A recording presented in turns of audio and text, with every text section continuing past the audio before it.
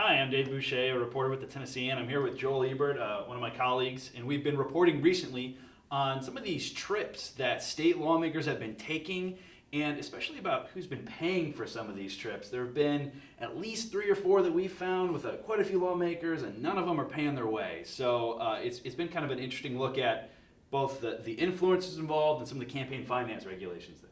Yeah, so we've basically been uncovering a handful of trips by talking to lawmakers, asking them, hey, do you know of any other ones out there? And it all, this latest one that we looked at was a trip to North Carolina that involved former Nashville Mayor Karl Dean, House Speaker Beth Harwell, and House Majority Leader Gerald McCormick.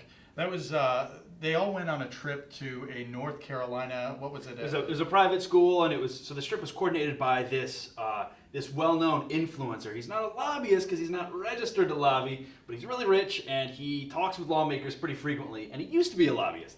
So he paid for this private plane to take these people to go see this school for a day. And he had read about this school, and he thought it was an innovative new way to build low-cost private schools, but also use vouchers. And he's known as a voucher guy. School vouchers are a way to use public money to send kids to private schools. They're a controversial educational tool. And so the fact that he took them on this trip is rankling, I think, some people who are against these vouchers. And that wasn't the first trip by this guy. This is Lee Barfield. He also took a group of lawmakers, including Representative Steve McDaniel, former lawmaker Mike Harrison, and Charles Sargent from Franklin, on a trip. I think it was 2 months before the most recent one. This is all in 2015.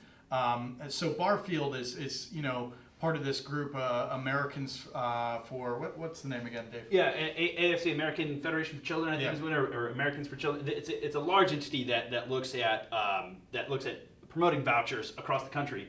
There's a state entity, Tennessee Federation for Children, that is affiliated with a man named Mark Gill. He's on their board of directors, and Mr. Gill took a group of lawmakers to his condo in Alabama in years past, and the auspices of the trip were to talk about leadership and integrity and to watch this movie and then chat about this movie. It was a very weird one. I mean, they watched a 1966 Academy Award winner for Best Picture, and this was a trip involving Billy Spivey, Andy Holtz, Jeremy Durham, Mike Carter, and Jimmy Matlock.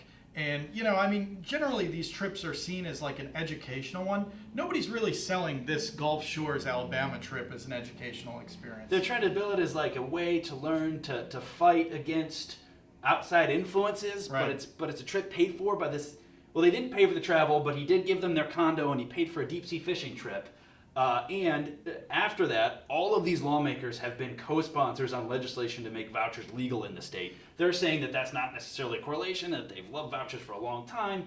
But you're right. Typically, some of these other trips are billed as educational, including this trip in 2011 with 6 lawmakers where they went to Europe for a week. And this was all expenses paid and it was paid for by a well-known politico, Andy Miller, who also runs an organization that has been considered a hate group by the Southern Poverty Law Center. That was one involving Senator Reggie Tate, Senator Bill Ketron, Judd Matheny in the House, Matthew Hill, and Jeremy Faison, and now former state rep Joe Carr. And that was basically to look at the impacts of Islam in various European cities. So all of these have been falling into a lot of scrutiny among lawmakers. When we talk to leadership, they basically say, hey, if people are going to go on this, we think it should be disclosed. The problem is right now there's no mechanism for people to actually disclose it. It has been kind of interesting to see that leadership has been saying that, but leadership has been on these trips. Right. Like Speaker Harwell's on this trip, and Gerald McCormick is in leadership, and he's on this trip. And essentially, once we've called them and asked them about it, they said, yep, these are the kind of trips that we think should be disclosed. And so I think people from both sides of the Republican Party have thought that there have been a little bit of hypocrisy involved. Now, only one Democrat was involved in any of these trips, but it's likely that some Democrats have been on other trips, and we're continuing to learn about some of these things, and we'll continue to report on them as we find them. And sources are telling us there are others out there, so we're going to keep searching and keep looking. So if you got any ideas or tips, feel free to contact us.